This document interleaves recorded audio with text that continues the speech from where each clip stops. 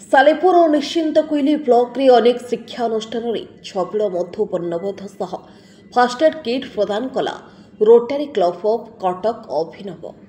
सेवा क्षेत्र में सालेपुर अंचल स्वतंत्र परिचय देउछि रोटारी क्लब ऑफ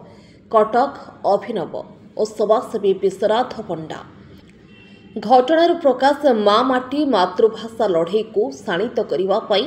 मधुमाटी सालेपुर दुई पाद आगे रही रोटारी क्लब ऑफ कटक अभिनव और समाजसेवी विश्वनाथ पंडा निरा प्रयास डाक्तर आलोक कुमार साहू सह रोटारी क्लब ऑफ कटक अभिनवर सभापति विश्वनाथ पंडा सालेपुर सरस्वती शिशु विद्या मंदिर केन्दुपाटना सरस्वती शिशु मंदिर काशीपुर सरकारी प्राथमिक विद्यालय सुनाखंडी अंगनवाड़ी केन्द्र और प्राथमिक विद्यालय माँ माटी मातृभाषा को मन रखी माँ माटी मातृभाषा को मन रखा छबिल वर्णबोध बंटन करा जाउछि। सबुठ बड़ कथा है सरकार वर्णबोधर नवीकरण करथिया बेले पुराणा मधु वर्णबोध साहित्य संस्कृतिर वार्ता देउछि। सेभଳି भावरे नवप्रभात कॉलेज सह सबु विद्यालयर छात्र छात्री को तुरंत स्वास्थ्य सेवा पाई मेडिकल फास्ट एड किट प्रदान करा जायछि। डाक्तर आलोक साहू कहिथिले माँ माटी मातृभाषा को बंचेई ओडिया गारिमा को अक्षुण्ण रखिबाको हेबो। समाजसेवी तथा रोटारी क्लब ऑफ कटक अभिनवर सभापति विश्वनाथ पंडा कहिथिले भाषा बंचिले जाति बंचिबो। ओडिया जातिर पूर्व गौरव और कीर्ति को मन रखिबाको आज छबिल मधु वर्णबोध बंटन करा जाउछि। एही कार्यक्रम पाई पूर्ण सहयोग करथिले संपादक सुधांशु शेखर जेना कमल जेना जीवन पट्टनायक उमाकांत महांती श्रीनिवास रणा प्रमोद त्रिपाठी। ए कार्यक्रम भूयसी प्रशंसा नवप्रभातर प्रतिष्ठाता मारकविंद पंडा और समस्त विद्यालय प्रधान शिक्षक करथिले। मुझे Rotarian doctor Alok Kumar Sahu zonal chair zone 5 एवं past president Rotary club Cuttack Abhinav. Actually बहुत बढ़िया लगुच। सालेपुर माटी हूँ विद्वान माटी ओडिशार जेते बरपुत्र बहुत बरपुत्र ये सालेपुर माटी जन्म। आपन जो ओडिया अस्मिता कथा कहले ओडिया अस्मिता आज पिलामानक मन भितर पहुँचापी से मधु वर्णबोध हो बा कौन सी ओडिया साहित्य हो आमे लोकलोचन को ओडिया माटी को भल पाइबा ओडिया संस्कृति की भल पाइबा आमे ओडिया भारी बढ़िया ये जो मेसेजटा पिलामानक पाखरे पहुँचवा होची तार दायित्व। आमे सालेपुर को ये जो कारण सालेपुर माटीटा हूँ मिलवा सेटा हूँ रोटरी क्लब कटक अभिनव एवं ता सहित सबुठ इम्पोर्टाट है रोटरीर जो पब्लिक इमेज अच्छी ताकू केमती डेभलप करा जाई परियो। या नुहे जे खाली गोटे बहीटे देदेले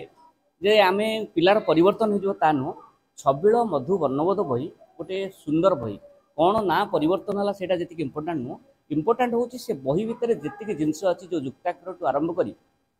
1 टू 100 एवं सबुठ बड़ कथा हूँ आमर जो जातीय संगीत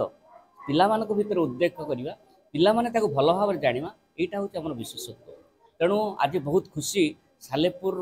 ब्लॉक रे बा सालेपुर प्राय 2-3टी स्कूल अंगनवाड़ी केन्द्र एवं सबुठ बड़ कथा हूँ सुनाखंडी स्कूल रे आज आम पहुँचीचु। सुनाखंडी स्कूल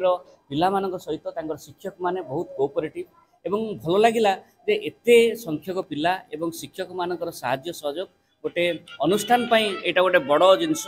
जहाँफल आम को खुशी लगुच रोटरी क्लब आउ कि अधिक कार्यक्रम ये सब एरिया करने मनस्थ कर। मो ना विश्वनाथ पंडा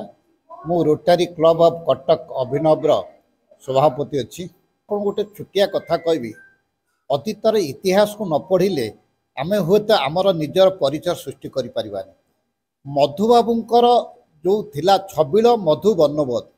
हुए तो आमे जदि आपन गोटे छुटिया उदाहरण देवी आमे जदि बापा बुढ़ा हो गला बोली भाभी तार ना परिवर्तन करदबा बा तार रंग परिवर्तन करदबा हुए तो यह देश पाई बा जाति पे शुभंकर नुहे कारण इतिहास कहे छबिल मधु वर्णबोध।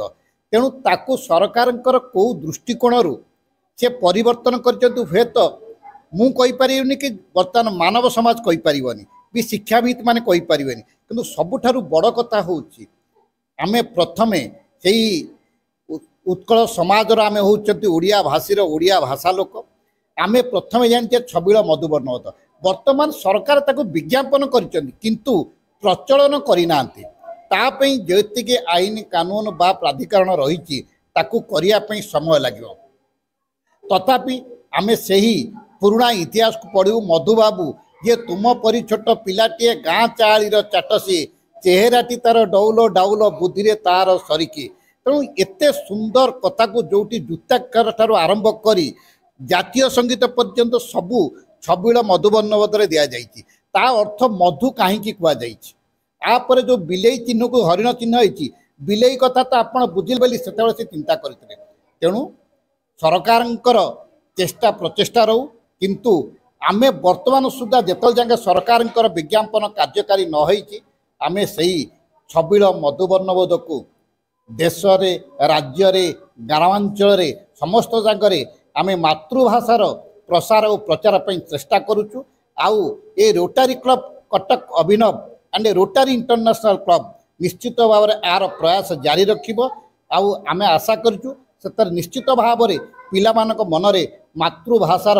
जागृत कराया आमे सफलता हबो। कटकरू राज्य प्रतिनिधि इंजीनियर संतोष कुमार स्वयं का रिपोर्ट देख ओडिशा देख आमे कहू प्रति ओडियार कथा।